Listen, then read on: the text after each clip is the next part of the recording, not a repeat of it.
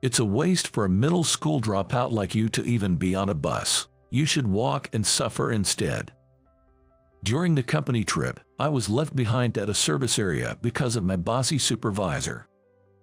I wondered why I had to endure this, but an unexpected turn of events was waiting for me. My name is Kevin. I lost my parents in a traffic accident when I was in elementary school. It was my grandparents who took me in while I was grieving. Thanks to them, I was able to overcome the sadness of losing my parents. We weren't a wealthy family, but I had happy days. My grandfather used to say, "People should help each other to live. Kevin, you should become someone who can help others." I've always kept that in mind.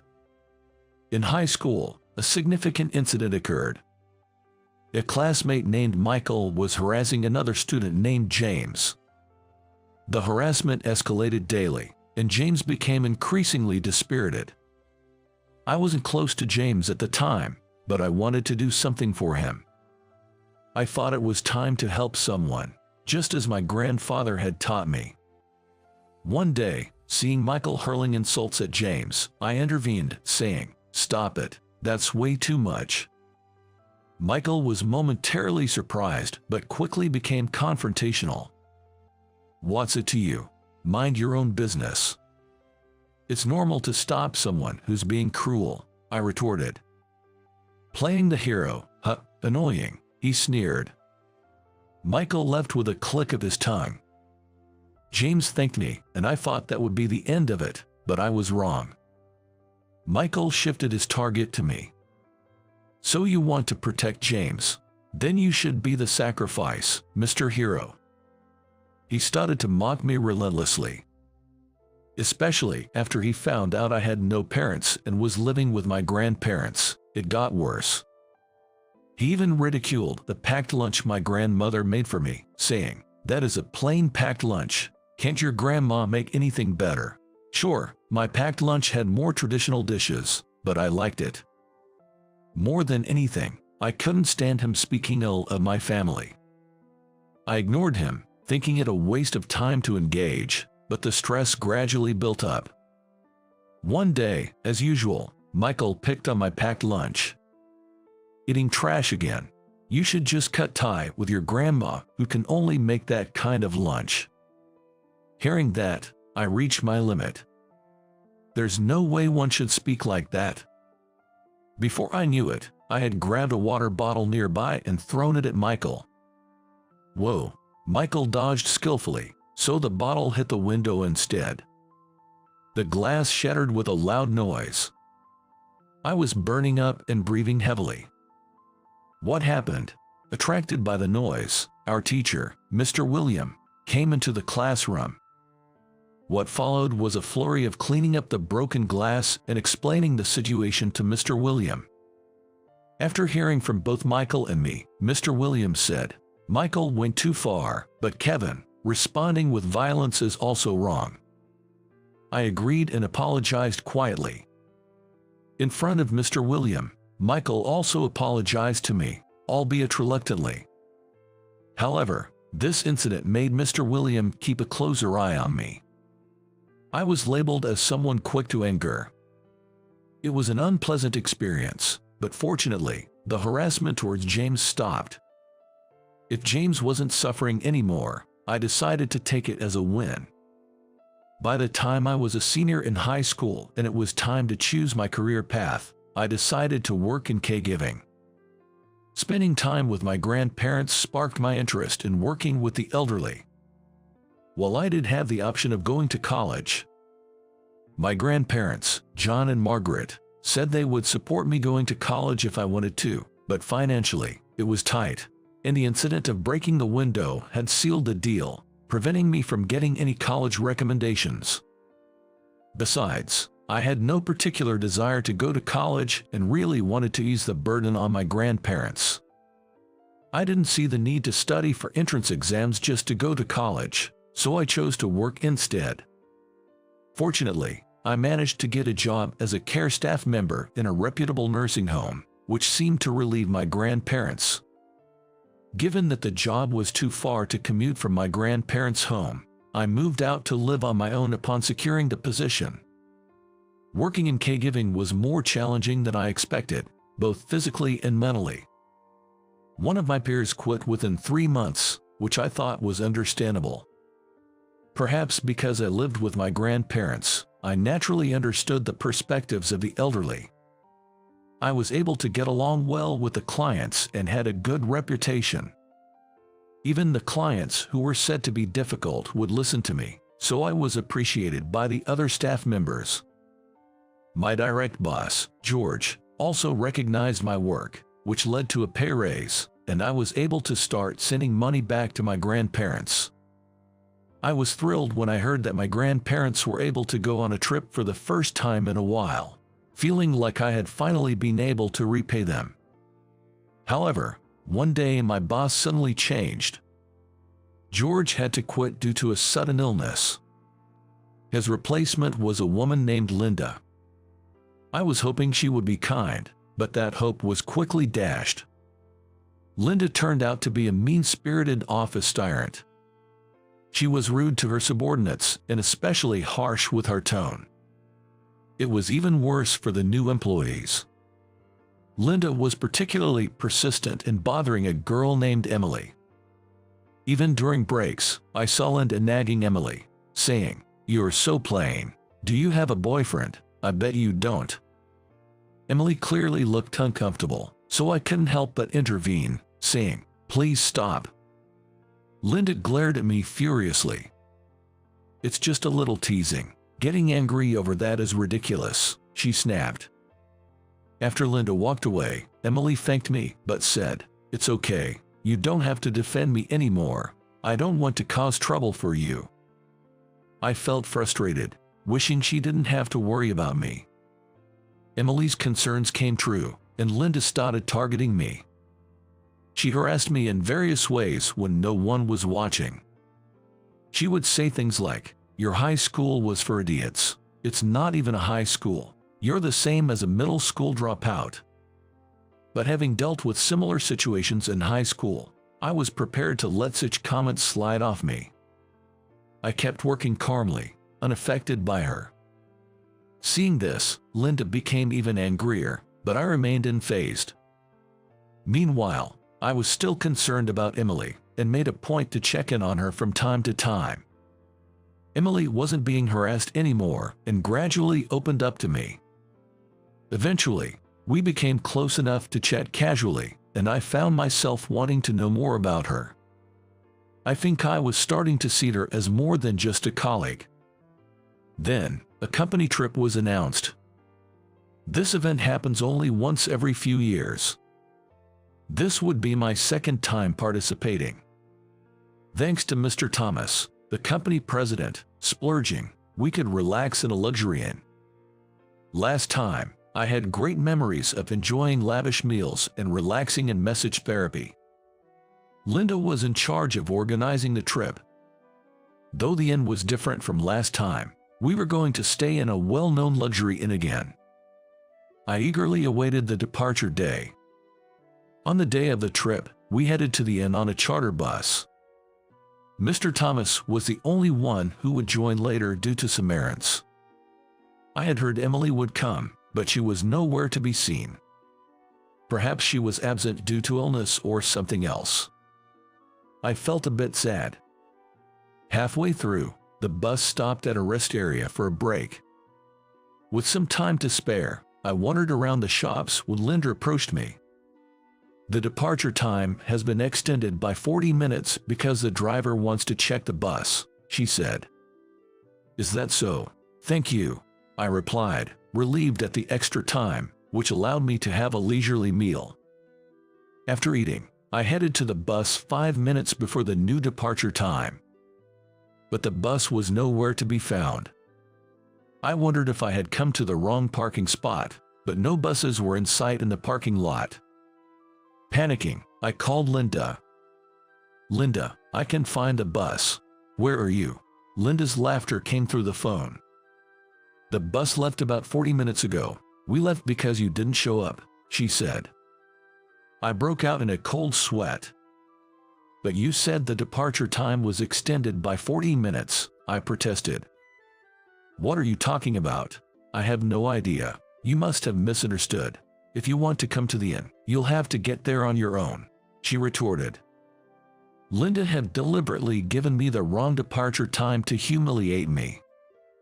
And telling me to get there on my own was easier said than done, given the distance from the rest area to the inn.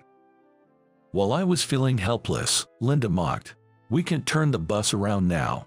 Anyway, a bus is too good for a middle school dropout like you.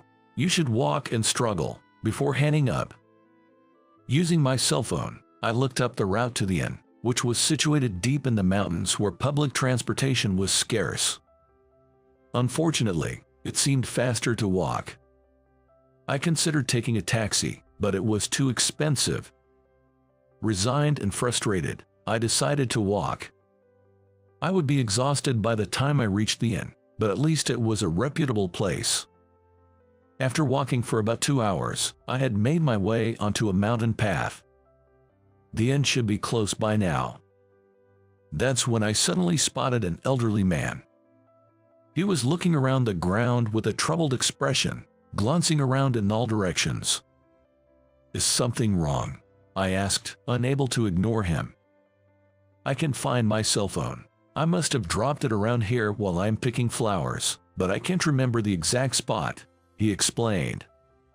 "I'll help you look for it," I offered without hesitation. The elderly man was hesitant, but I assured him, "I'm not in a hurry." Together, we entered the forest and began our search. We thoroughly checked the path he had walked but found nothing. However, he was sure he had it just before starting picking flowers, so it had to be somewhere in the forest. After an hour with no luck, the elderly man said, "I feel bad making you stay any longer. It's okay to stop now," but I reassured him, "Please don't worry about it," and continued the search for the cell phone. An hour later, we finally found it. It was hidden beneath the fallen leaves. The elderly man expressed his gratitude over and over again. Even though searching for the cell phone took some time, it was worth it knowing I had helped him. After that, I walked for another hour and finally arrived at the inn. It had been a full 5 hours since I left the rest area. My clothes were soaked with sweat, and I was covered in mud from the cell phone search. I was eager to clean up in the shower. Upon entering the inn, a woman named Irene, who introduced herself as the proprietress, greeted me. She had the refined air expected of a high-class inn's proprietress. After giving my name, Irene said, "You've had a tough time. I'll show you to your room now," and led me to it. However, the room I was shown to could hardly be called clean by any standard. Although I was told I'd be staying in the newly renovated annex, I found myself in the old wing. Could there have been a mistake with the room assignment? When I mentioned the possibility of a mistake to Irene, she gave me a mean-spirited smile. "Linda specifically requested that you be placed in this room. Linda and I go way back. I couldn't possibly refuse a request from her," she explained. I couldn't believe Linda and Irene were in cahoots. Come to think of it, it was Linda who had decided on this inn. She must have been planning this harassment from the start. I was disgusted by the elaborate extent of the harassment. My fatigue suddenly intensified, weighing heavily on me. "This area is quieter than the new wing, so you should enjoy the peace," Irene said sarcastically before leaving. Dinner time came quickly, and the meal was served. However, it was so simple that it hardly seemed fitting for a luxury inn. Sandwiches were all that was offered. Irene stated, "This is all there is," when she brought the meal. It was nothing like what I had seen on the inn's website beforehand, and although I considered complaining, it felt pointless to protest. Moreover, despite having heard there would be a banquet, there was no sign of being invited at all. Eating alone, I reflected on my life thus far. Despite following my grandfather's advice to be kind to others, it never seemed to pay off. I even doubted my actions, wondering if I should have just kept to myself. I lost all interest in enjoying the massage therapy I had been looking forward to. Though I wasn't explicitly told not to take massage therapy, I doubted it would improve my mood. After taking a bath in the one provided in my room, I quickly crawled into the bed. Regretting my decision to come on this company trip, I fell asleep. The next morning, I was awakened by my phone's alarm. I heard we were going hiking in the nearby mountains, but I expected to be left behind again. As I pondered how to spend my day, someone knocked on my door. Expecting it to be breakfast, I was surprised to hear a deep voice saying, "It's Paul Thomas. May I come in?" The person at the door claimed to be Mr. Thomas. The voice was unmistakably his, but why would he visit the room of a regular employee like me? I let him in, and he immediately apologized. "I'm truly sorry for what happened." I urged him to stop apologizing and asked for an explanation. "Do you have a supervisor named Linda?" I had received complaints about her behavior but lacked concrete evidence to take action. However, I joined this trip intending to gather some proof. I never imagined she would leave you at the rest area. When I arrived at the inn and didn't see you, I confronted Linda, the organizer, who confessed to leaving you behind as a form of harassment. I tried to find you by car but was unsuccessful. I'm sorry for making you walk such a long distance. I must have missed him while searching for the cell phone in the forest. Relaying this to Mr. Thomas seemed to relieve him. I was worried you might have fallen ill somewhere. It's good to see you're safe. I came back as soon as I heard you had arrived at the inn. It was late, so I decided to explain everything in the morning. I apologize for the trouble caused by leaving Linda unchecked. Rest assured, she will be appropriately disciplined soon. Thank you for understanding, I replied, finally feeling a bit of relief. It seemed peace was on the horizon. Just then, Emily appeared, saying, "Excuse me." I was surprised to see her, as I thought she wasn't participating in the trip. But the real shock came next. Emily revealed that she was Mr. Thomas's niece and had been accompanying him on the trip. She had been searching for me along with him. Under direct orders from Mr. Thomas, Emily had acted as a decoy to gather evidence of the harassment. However, because I had intervened to help her, she was removed from Linda's target list, making it difficult to obtain decisive evidence. "I'm sorry, I didn't mean to interfere." When I apologized, Emily quickly waved her hands in dismissal. "No, I was really happy you helped me. Even though I volunteered to be a decoy, it wasn't pleasant, so I appreciated your support." Emily seemed to want to say more, but hesitated and fell silent. "Emily, at a time like this, why don't you honestly express your feelings?" Prompted by Mr. Thomas's words, Emily looked up suddenly. "Ever since you helped me, I've started to see you in a romantic light. I know this might be sudden and perhaps even unwelcome, but..." The idea of inconvenience was far from my mind. I have been interested in Emily as well, so her confession made me happy. When I shared my feelings, Emily blushed but seemed pleased. A sweet atmosphere, like that of a new couple, filled the space between us. "It looks like the issue with Linda is about to be resolved, and my dear niece has found a good man," Mr. Thomas said with a hearty laugh. Just then, another visitor arrived. It was Irene and the elderly man I had met on the mountain path. "Why are you here?" I asked surprisingly. The elderly man expressed his gratitude for finding his cell phone and revealed his true identity. He was Irene's father and the former head of the inn. Now, he only helped out occasionally but came to apologize for Irene's misdeeds. "I've caused you terrible trouble. You were supposed to check out tomorrow, but please stay until the day after. There will be no extra charge, and we'll ensure you receive proper service. And Irene, you must apologize as well," he sternly told Irene, who then apologized with a remorseful look. "Please accept my sincerest apologies." Feeling relieved after receiving an apology, I initially hesitated to stay another night, but the elderly man insisted, wanting to thank me for finding his cell phone, so I gratefully accepted his offer. I was promptly escorted to a clean room. I enjoyed the massage therapy and indulged in luxurious meals. The flowers the elderly man had picked were decorated in my room, leaving me thoroughly satisfied. Despite the challenges, I was able to leave feeling refreshed. Later on, it was discovered that Linda had also been embezzling funds. Naturally, she was dismissed from her job. Due to her rage, Linda is reportedly having a hard time finding new employment. Her habit of purchasing large quantities of luxury goods has led to her savings being depleted. Irene, too, was stripped of her role as proprietress and had to relearn basic manners from scratch. I was appointed to Linda's former position. Thankfully, I was personally chosen by Mr. Thomas for the role. Receiving encouragement to persevere with a sense of justice, I felt deeply moved, as if all my past actions had finally been rewarded. Furthermore, I reunited with James.